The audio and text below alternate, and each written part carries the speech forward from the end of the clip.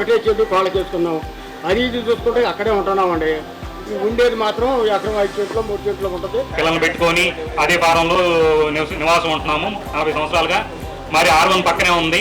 కొన్ని ఊర్లలో మనకి చూస్తే చాలా మందికి చాలా ఇచ్చేశారు ఎగ్జామ్షన్. సో నాది పరిశీలించి ఎకరానికి ఎకరం నాది పాడి ఉంది.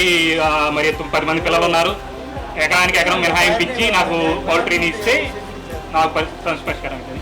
వెంకటేశ్వరరావు గారి తరఫున 6 పార్టీస్లో 4 పార్టీస్కి ఇచ్చారు. పార వెంకటేశ్వరరావు గారు ఎస్ కాంపెన్సేషన్ ఇచ్చారు.